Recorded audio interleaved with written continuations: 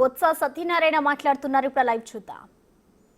అది చూస్తుడికి deputy CM గారు కాకినాడ వెళ్ళడం ఏదో పోర్టు వ్యవహారం అదొక అంతా మన అంటే పాపం ఆయన ఫీల్ అవుతాడు ఏంటో తెలియదు, కానీ దయచేసి ఇది విట్టిగా చెప్తున్నాను, ఇదేమి వ్యక్తిగతంగా చెప్తాను. ఎందుకంటే ఇంతకుముందు మా బండ్ల గణేష్ ఉండేవాడు, ఒక సినిమా తీసాడు, ఏది మన గబ్బర్ సింగ్ 1, గబ్బర్ సింగ్ 2 అని, ఇప్పుడు 3. నాకు అది జ్ఞాపకం వచ్చింది. ఎందుకని చెప్తున్నానంటే ఏదైనా ఒక కార్యక్రమాన్ని చేస్తున్నప్పుడు ఒక నిర్దిష్టమైన ఆలోచన ఉండాలి. అక్కడి నుంచి కాకినాడ పోర్ట్ నుంచి ఏది పీడిఎస్ రైస్ వచ్చి వెళ్ళిపోతున్నాయి, ఓకే, తప్పది, చట్టవిరుద్ధం, దాన్ని ఎవరు ఉపేక్షించకూడదు, దాన్ని ఎవరు కూడా సమర్థించకూడదు. ఎస్, చేయండి, యాక్షన్ తీసుకోండి, ప్రభుత్వం మీదే కదా. నాకు అర్థం అవట్లే, ఆ మంత్రి అక్కడ ఎవరు ఎమ్మెల్యే ఉంటే నువ్వు ఎలాగ అడ్జస్ట్ అయిపోతావు. ఎమ్మెల్యే అడ్జస్ట్ అయిపోయిన ప్రతి మంత్రి ఉన్నాడు, మంత్రి చేతకనవాడా, ఇది మంత్రిని ఎందుకు అడ్జస్ట్ అయిపోయి అడగలేదు?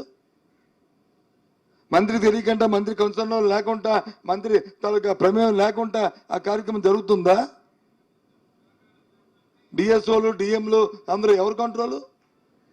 నేను 15 సంవత్సరాలు మంత్రి చేశాను కదా, నాకు తెలీదా? ఏంటిది? ఇవాళ చూస్తే పూర్తిగా పేపర్లో, ఇవాళ ఈనాడులో అనుకుంటా, ఈనాడులోనో జ్యోతులను నేను ఆ పేపర్ రెడ్డిగా పూర్తిగా డైవర్షన్ ఏది ఆ పోర్టు తాలూకు అయిపోయింది. పోర్టు వచ్చి ఎవరో రెడ్డి గారు వచ్చి, రెడ్డి గారికి పోర్టు ఉంటే మాకేం సంబంధం, చౌదరి గారికి పోర్టు ఉంటే మాకేం సంబంధం,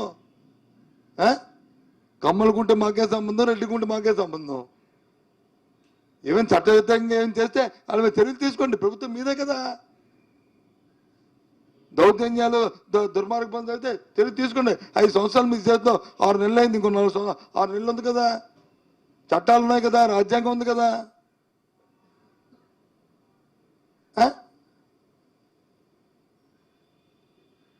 కాదు, యూనియన్ దాని ఏం పేరు, ఎక్స్పోర్ట్ యూనియన్ ప్రెసిడెంట్ వచ్చి సో అండ్ సో ఎక్స్పోర్ట్, లేకపోతే Kakinada millers union so and so, లేదు అంటే state union so and so, అప్పుడు సో అండ్ సో, ఇప్పుడు ఎస్ఎస్, అప్పుడు రెడ్డి గారు ఉండేవారు, ఇప్పుడు ఒక చౌదరి గారు వచ్చారు, అంతే కదా తేడా. ఎవడే మనిషి కదా ఉంటాడు కదా, ఆ మనిషి వచ్చి రెడ్డి అయితే ఏంటి, చౌదరి అయితే ఏంటి, ఇంకొక కులం అయితే ఏంటి, వచ్చారా లేదు ఇప్పుడు? అంటే దాన్ని బట్టి అర్థం ఏంటి? ప్రభుత్వాలను ప్రభావితం చేసుకున్నట్లు ఆ వ్యక్తులు వచ్చి ప్రభుత్వాలు ప్రభావితం చేస్తే చూస్తూ ఊరుకుంటావా? వాస్తవంగా మనస్సాక్షిగా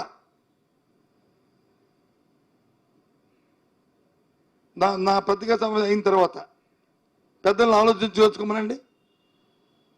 ఈ ఎక్స్పోర్ట్ కోసం భారతీయ జనతా పార్టీ నాయకులు, రాష్ట్ర నాయకులు ఢిల్లీకి తీసుకెళ్ళి ఈ ఎక్స్పోర్ట్లు అందరితోనే వాళ్ళ ఇంట్లో సమావేశాలు పెట్టుకొని ఆ పెర్మిషన్ ఇప్పించారు లేదా, అవునా కదా చెప్పమనండి.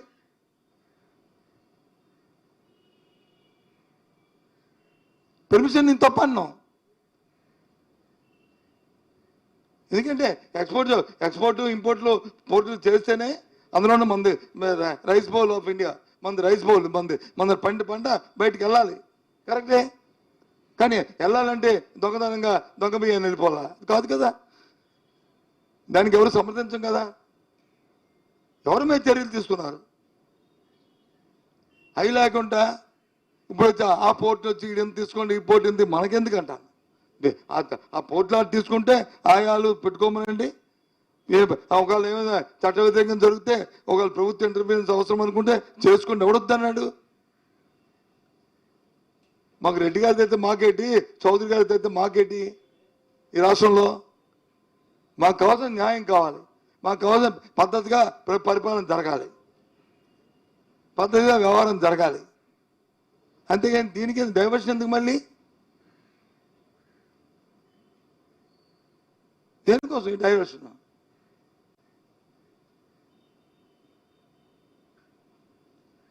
అసలు అర్థం అంటే నేను మళ్ళీ దయచేసి మీ ద్వారా ఈ ప్రభుత్వాన్ని నేను డిమాండ్ చేస్తాను. దీన్ని పాజిటివ్గా తీసుకుని, ఎందుకంటే మీరు అనుకుంటున్నారు పర్వాలేదే నేనేం చెప్తే ప్రజలు నమ్ముతారు. అలాగే అనుకున్న వాళ్ళందరూ ఏమైపో మాకు తెలుసు. మేము అలాగే 5 సంవత్సరాలు అనుకున్నాం మేము చెప్పింది అలా ప్రజలు నమ్ముతారని. ప్రజలు తెలియని ప్రజలకి కావాల్సిన అవసరాలు తిరగకపోతే ఏందో తెలుసు. ప్రజలకు ఇచ్చిన మాట నెరవేర్చిన ప్రయత్నం చేయండి. ఏదైతే విద్యుత్ ఛార్జీలు పెంచమని చెప్పారో, ఏదైతే మాది హామీ మాది భరోసా అన్నారో దాన్ని మళ్ళీ రోల్ బ్యాక్ చేసుకోండి. ప్రభుత్వం సబ్సిడీ చేయండి. తెచ్చిన 70,000 కోట్ల రూపాయల అప్పుల్లోనూ ఇవాళ తెచ్చిన అప్పుల్లో 15,000 కోట్ల రూపాయలు